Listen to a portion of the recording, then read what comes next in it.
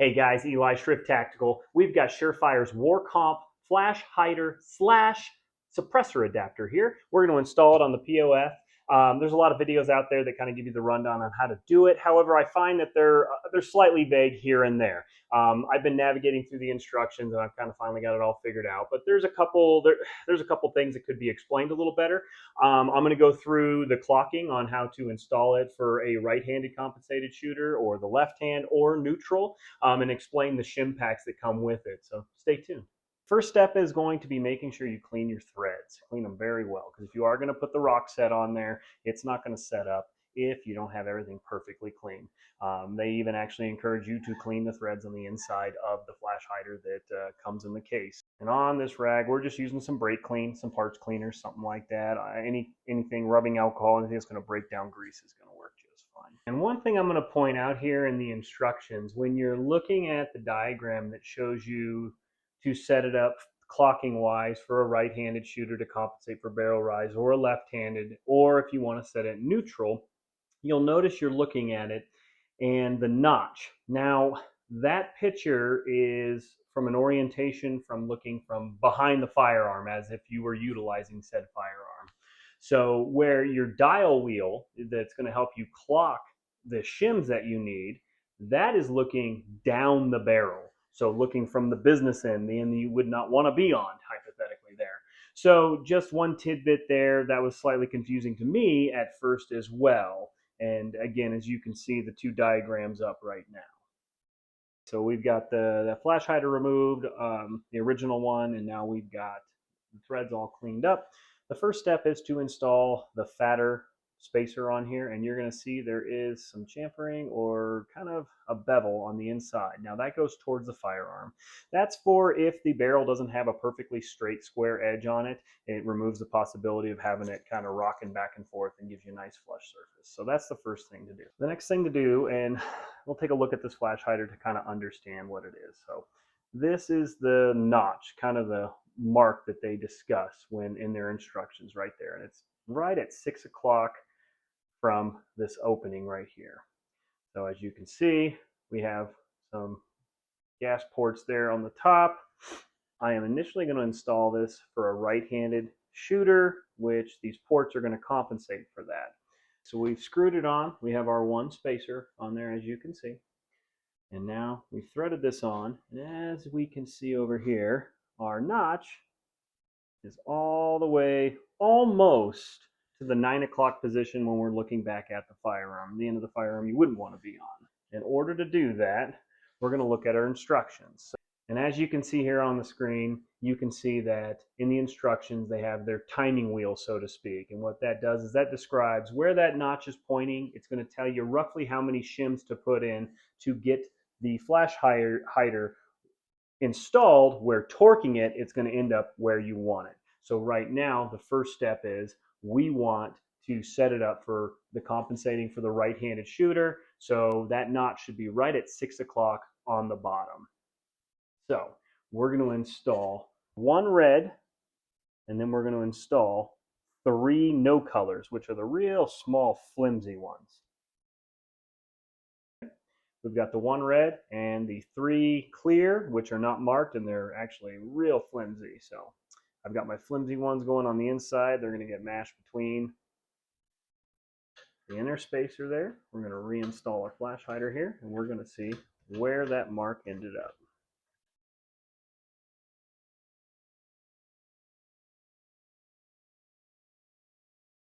Snug it down by hand. And as you can see, the notch is just shy of 6 o'clock dead center. So that's pretty close. So their little timesheet looks to be fairly accurate with the shims. I'm going to go ahead and torque that down, and let's see if that lands right at the 6 o'clock mark. We've got our torque wrench all set up here. We get our adapter on there. We're going to go ahead and torque it down to 20 foot-pounds to start. Okay. All right, we got 20 foot-pounds torqued. Technically, if we look at it, we might be just a hair past the 6 o'clock mark there. I mean, depending on how particular you are, you could add another shim and maybe torque it down to 30 foot-pounds and see if it squares up. I am a little OCD, but as you can see from the top here, here are your ports, and you can see ports are not fully center, and that's how they're that's how it compensates for the barrel rise for different shooters there. So I'm going to go ahead and remove this, and then we're going to shoot for either the left hand or the neutral, and we'll go from there. All right, well, let's pretend we're going to set this up for the left-handed shooter here. We've got just our basic, the first shim in there that we started with. Spread this down, kind of get her by hand, and let's see where that one is. Okay, according to the diagram, we're going to want that keyway to be approximately at 9 o'clock. Now, looking at it right here, we are actually almost at the 9 o'clock position. So I'm going to actually go ahead and torque this and see where we land. Let's start with our 20 pounds here.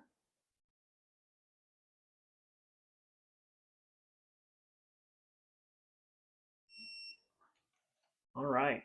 So for the left-handed shooter, we are pretty much right on that 9 o'clock mark if we're looking from this side. And that required for me just the main shim right there. Probably torque it just a touch more. The torque specs are 20 to 30 foot-pounds. So if you were a left-handed shooter, I'd remove it and I'd skip to the last step of adding Rocksett if that was what you were going to do. All right, let's go for neutral. Right now we're shooting for the neutral position. So we have threaded this all the way on. We have just our big spacer on there, and I'm just kind of going by hand here. Let's see where that is. As we already knew, we are almost at the 9 o'clock position, and we knew that from the start here. As you can see on the diagram right now, where you want that notch to be located for the neutral position. And also in that neutral position, what you're going to find is all these ports up here, right here, are going to be perfectly even. So the one in the center is going to be directly at 12 o'clock. So they're going to be even right across the top. Okay, and one other thing to note right now, as I put this up on the screen, you're going to see that the paperwork and their clocking thing only technically is set up for the 6 o'clock position as it sits. So if you just, take the diagram in your hand and rotate it, and basically if you turn that 6 o'clock position into your 9 o'clock position or the 7 o'clock position for the neutral, that's all those shims diagrams going to make perfect sense. Don't overthink that. All you have to do is just pretend, just rotate that diagram, clockwise to the 7, where 6 o'clock is pointing at 7, hypothetically, or the 9, and the shim math is going to work out just great. Okay, so on the diagram right here, you can actually see if we rotate that diagram to hypothetically the 730-ish range, give or take, we're going to see where that notch is. It says that we need 3 or 4 clear shims, which are your real flimsy ones. So we're going to go with 4 right now. Get those on.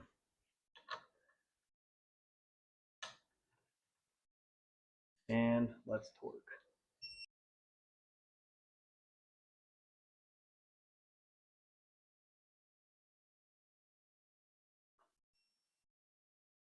Okay, let's see where we're at.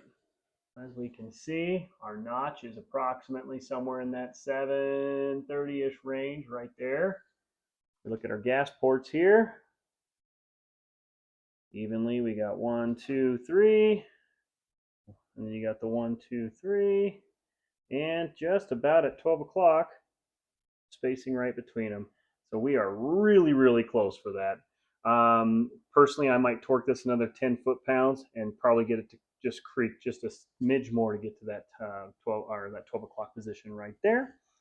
So as a whole, the next step at this point, we would remove it, make sure everything is clean as we did in the first step. All right, guys, I hope this video was informative and answered any questions. I know there's a little bit of overthinking. Sometimes it can happen. And again, some of the instructions weren't 100%, on point as far as at least the way I looked at it. Now, as far as the Rocksett, it's real simple. You're not going to want to dump tons of it on there. Make sure your threads are nice and clean. put a little layer on the threads, and you can actually distribute that all the way around the end. And then you can even add a little bit with a Q-tip inside the flash hider itself. And then you're going to set it. You're going to torque it to the 20 to 30 foot-pound range. And then let it sit for 24 hours before firing the firearm. That way the Rocksett has time to set up. One other little tidbit here, this rifle comes with a jam nut for its flash hiders here. So I may end up installing this and using the jam nut with some Rocksett, or I'll just leave the shims on here on my rifle. I haven't fully made up my mind yet. I may do that to see how it holds up, to see if it actually loosens or not. I will tell you in the past, I've put different flash hiders and whatnot on this rifle with this jam nut, and by golly, they never have come loose. So I don't anticipate they will. It's got a nice flush flat edge on it. So that may be what I'm doing if individuals out there have a rifle similar with, again, a jam nut style for the flash hider versus having to use the shims, which would save you a lot of headache as far as clocking if you can just adjust the jam nut slightly. My only question would be, is it going to hold properly? I'm not a gunsmith or a professional on that, but I would say if you get some Rocksett on there and you get this nice and tight, chances are it's not coming loose. And again, in my experience, every time I've used the jam nut on this rifle, it took all the effort to get it back off. So, all right, hope you guys liked the video. Like and subscribe. We'll see you next time.